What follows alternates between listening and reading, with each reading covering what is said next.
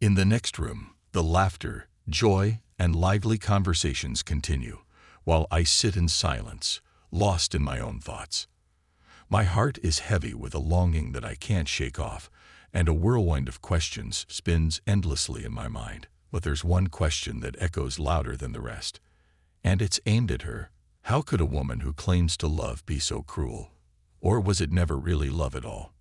It all began like a scene from a fairy tale. Our meeting, that is.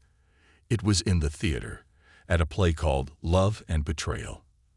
At the time, I didn't realize the significance of the signs that fate was sending me. But looking back, it feels as though the title of the play was a prophetic symbol for what lay ahead in our relationship. I was there with a friend, and she, with hers, brushed past us, pushing us into a crowded and stifling foyer. After that, we never parted. To me, she seemed like an angel who had fallen from the sky, her silver dress shimmering with elegance, its low-cut back teasing with a seductive charm.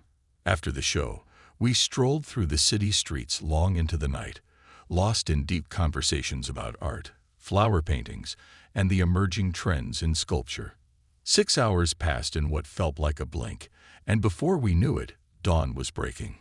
I walked her home, and we made plans to meet again the following day. The moment of truth arrived, and as promised, we met. The date unfolded as expected.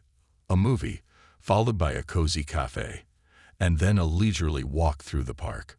We ended up back at my apartment, where the evening, initially innocent, gradually turned into a night of passion and everything that followed. The morning light found me feeling like the luckiest man alive, convinced that I had captured the bird of happiness in my hands. But as it turned out, nothing was as it seemed. 2 months into the relationship, I began to sense that something was changing. I could feel it in the air, a distance between us that I couldn't explain. And soon enough, I knew that I couldn't let it drift any longer. I was ready to take the boldest step of my life. I arranged a romantic dinner at a fancy restaurant, complete with champagne, and as planned, slipped a ring into her glass. Getting down on one knee, I poured my heart out, and when I looked up, there were tears in her eyes. She said yes.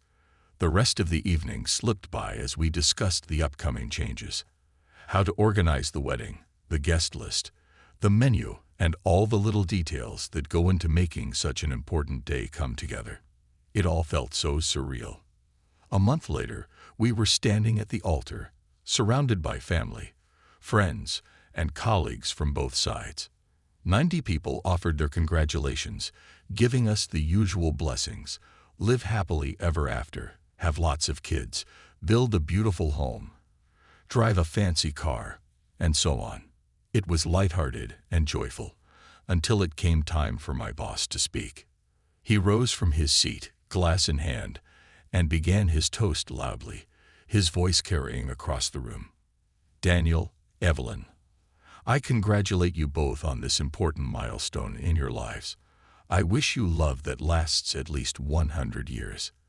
There was a pause as he seemed to stare at my fiancée, and then he added, Evelyn, I think we've met before.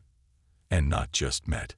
My boss had never been one to mince words, and I could tell the alcohol had loosened his tongue.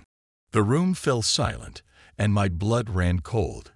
He continued, Yes, we met recently, and I think I know you a little better than I should.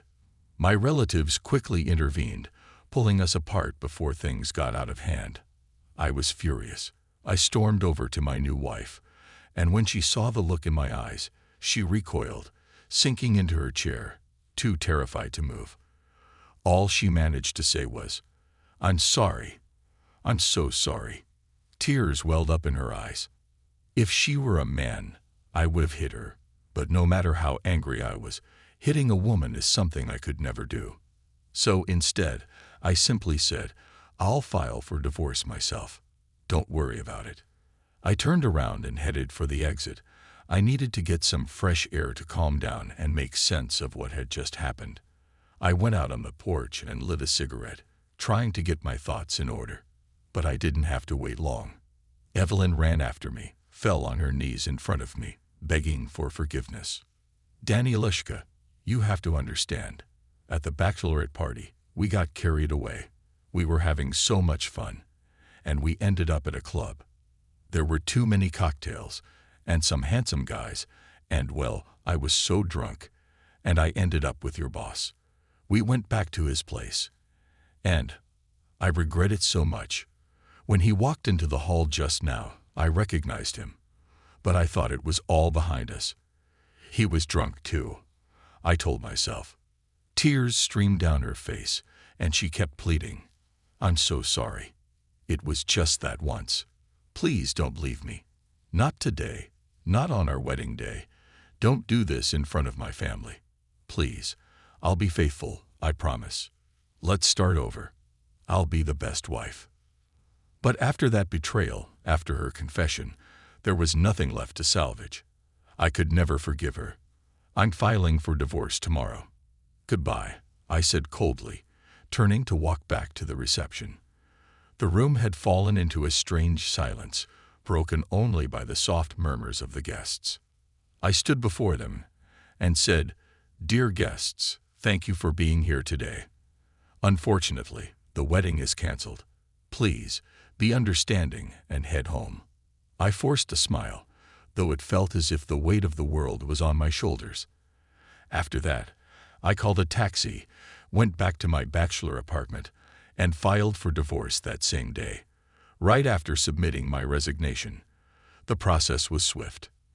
In the blink of an eye, my marriage was over before it even had a chance to begin. Years have passed since then. Recently, I heard from Aunt Jana's neighbor that due to a massive shortage at the head office of the company Evelyn had worked for, she was arrested and is still in prison to this day. Meanwhile, I remain a bachelor, with one firm belief in my heart: all women are traitors.